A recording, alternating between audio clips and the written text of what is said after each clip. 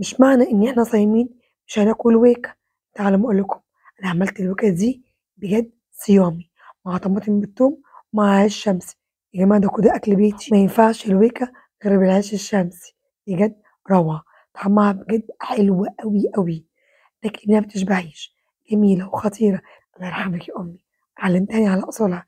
خدوا بالكم البامية دي تخزين السنة، حلوة أوي أوي، هتعجبكم، مش هتشبعوا منها، مش هتبطلوا كل اللي بتعملوها. طلبتوا مني فيديو للعيش الشمسي هنزله لكم، تمام؟ عشان مع بعض عمال نهزل.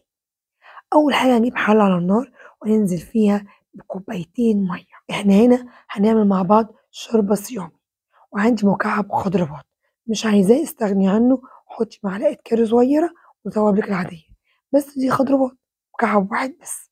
تسخن معايا وهكون مجهزة البامية بتاعتي. البامية دي أنا مخزناها السنة اللي فاتت يا جماعة، جميلة جدا. خدتها من الفريزر وهنزل بيها مجمدة على الشوربة بتاعتنا اللي احنا عملناها صيامي. تاخد غلوة واحدة بس مش أكتر. عايزة أقولكوا قد إيه هي خضرا، بصوا دي خزين السنة يا جماعة، وأنا مخزناها معاكم قبل كده في فيديو من الفيديوهات.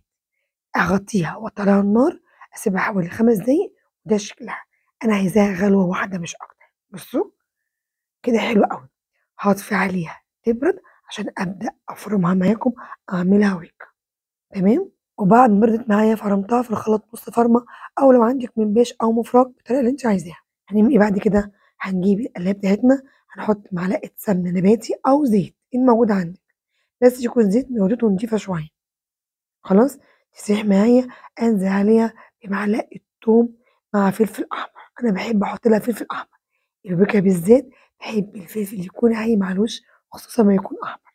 أبدأ أشوحها لحد ما تاخد لون دهبي معايا. بجد حلوة جدًا، أكلة صيامي متفرقش كتير خالص عن طعم الأكلة اللي هي أم فراخ ولحمة. كده بدأت تاخد معايا لون دهبي، وأنزل بسرعة على الويكة بتاعتنا. شايفين؟ الله! الريحة خطيرة، جامدة يا جماعة، بجد حلوة جدًا، جدًا، وسهلة وبسيطة، ما فيهاش أي تكات خالص ولا أي افتكاسات. كده البامية بتاعتي جاهزة مع شوية بقى عيش شمسي كده، الله عليها. بصوا خضرا إزاي؟ أنا مقدمها.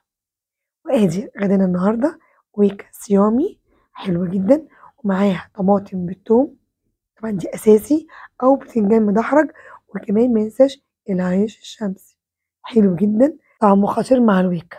أتمنى بقى الفيديو يكون عجبكم، ولو عجبكم يا ريت تدعمونا باللايك وكومنت تشجيعي، عشان الكومنت بيرفع الفيديو واللايك بيرفع الفيديو، وتشيروه عشان الكل يستفيد. أكلات اقتصادية نباتية خفيفة، وأتمنى أكون فدتكم. مع تحياتي ماري أنور، أشكركم جدًا، سلام.